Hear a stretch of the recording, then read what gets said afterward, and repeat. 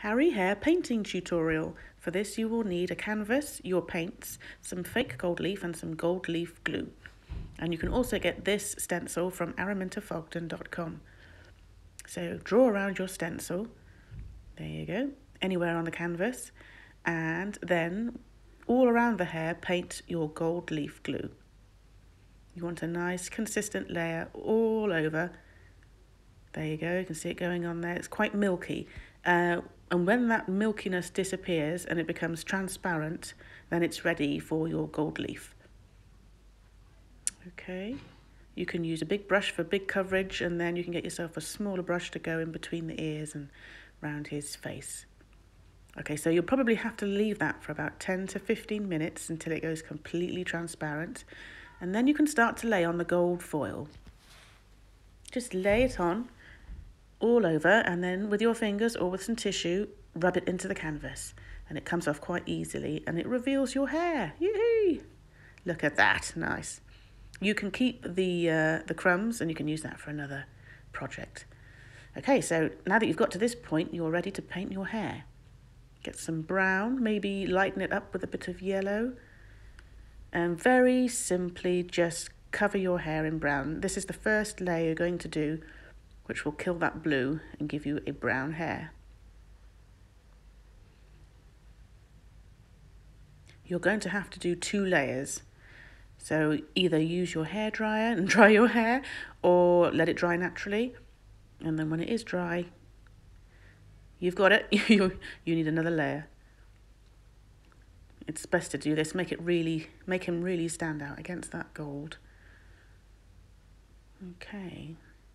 So using that brown, you can now add a little bit of purple, and that will darken the brown, give you a nice dark shade of brown, which you can use to highlight his back leg and the back front paw, and also his back ear. There you go. So it's only slightly darker, but it just makes your hair look a little bit more three-dimensional. Get some white, add a little bit of the brown just to knock it back a bit, make it more natural, and you can give him his tummy, his chest and his nose, and of course his cute little tail. Brilliant. Use that dark purple to paint the inside of his ear, his toes or his paws. Go back to the white again and just highlight the line on the underside of his legs. With the black, just a black circle for his eye, and then a tiny white dot for the highlight. There you go. That dot will bring him to life. Okay, gosh, this is fast. Okay, so now we're going to go on to the ferns. Green, yellow, and a little bit of brown, just to make it a nice natural green. Do your ferns. Start at the edge and paint your stem or your stalk into the centre of the canvas. I usually do 2-3 big ones, fill out with the leaves, and then in between these big ones you can do some smaller ones. And before you know it, you've covered the whole canvas in lovely ferns. That's it. So just methodically add your leaves either side and make it up as you go along, really. Have fun with it. There they go. Turn it around, make it easy for you. I've got another big one in there, adding the leaves. You might have to do 2 layers of paint on this too. It all depends on the quality of your acrylic paints.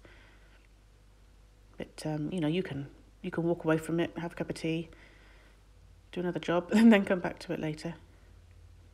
Every now and then, take one of the swirls off the edge of the canvas. It just makes it look a little bit more contemporary.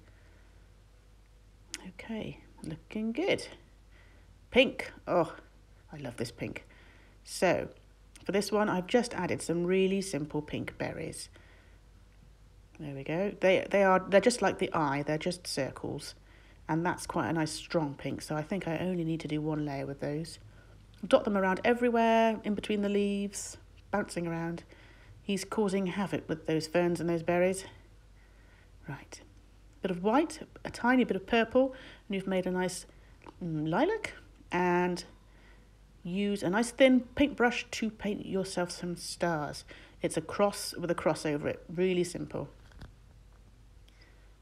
all over really, evenly scattered all over the canvas. Take some off the edge again. You can change the colours, you don't have to use pink and purple, you can use colours that you prefer and make it your own painting.